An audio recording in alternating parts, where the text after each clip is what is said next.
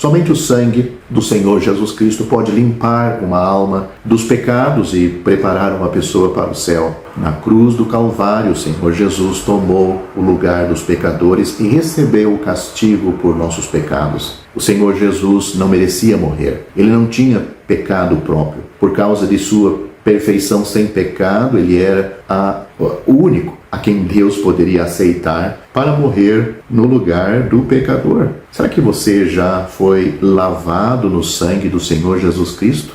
Você tem essa experiência pessoal? Você já recebeu o perdão dos seus pecados de Deus? Você sabe o que é ser habitado pelo Espírito Santo de Deus e andar na paz e alegria do perdão dos seus pecados? Hoje Deus o convida a deixar de lado suas boas obras e confiar na obra consumada de Cristo. O apóstolo Pedro disse a respeito de Cristo na cruz: levando ele mesmo em seu corpo os nossos pecados sobre o madeiro, para que, mortos para os pecados, pudéssemos viver para a justiça, e pelas suas feridas fostes sarados. 1 Pedro capítulo 2, versículo 24. A Bíblia diz que o pecado está na natureza humana. Contudo, a evidência de uma natureza pecaminosa é revelada nos pecados na vida desta pessoa. Visto que a fonte é corrupta, segue-se que tudo que procede daquela fonte estará manchada com aquela corrupção.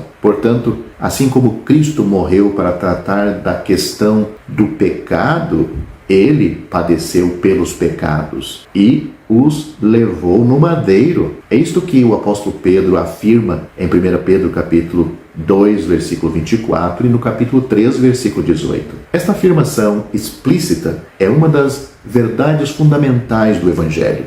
O fato que Cristo levou nossos pecados significa que Deus atribuiu os nossos pecados a Ele. Mas deixa eu explicar isto. Não que Deus fez Cristo um pecador, fez cair sobre Ele a iniquidade de nós todos. Isaías capítulo 53, versículo 6.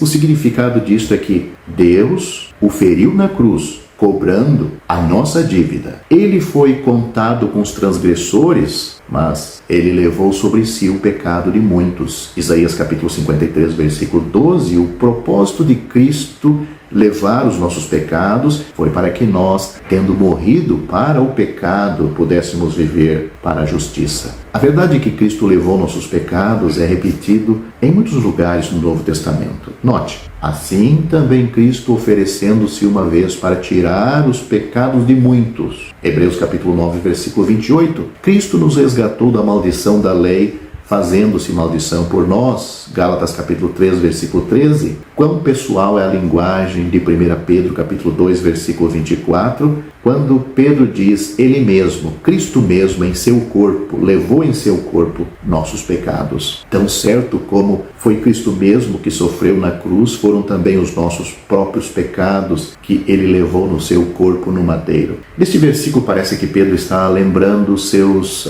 leitores da maldição associada com o castigo judicial pelos pecados, que está registrado em Deuteronômio capítulo 21, versículo 23, porquanto o pendurado na árvore, lá no madeiro, é maldito de Deus. A maldição daquele que levou os nossos pecados é enfatizado por Paulo: maldito todo aquele que for pendurado no madeiro. Gálatas capítulo 3, versículo 13. Esta expiação é final e completa. Ele levou, mas não leva mais. O pecador e o fiador do pecado, ambos estão livres. Ou seja, aquele que estava condenado e aquele que foi condenado. A lei foi vindicada, Deus está satisfeito. O sacrifício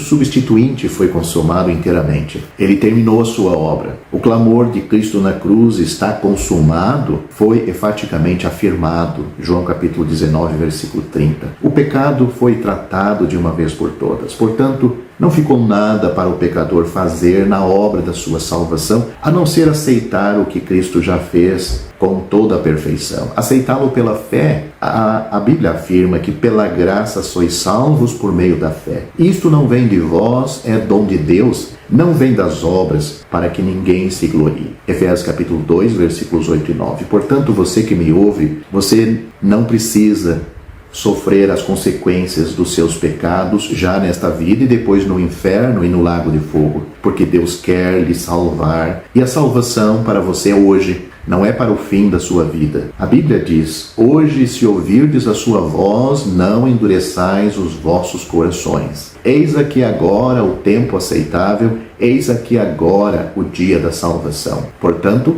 você precisa ser salvo hoje. Amanhã pode ser muito tarde. Esta mensagem vai servir no inferno para lhe atormentar, para lhe causar mais culpa por você ter desprezado o Salvador dos pecadores, aquele que sofreu para lhe salvar.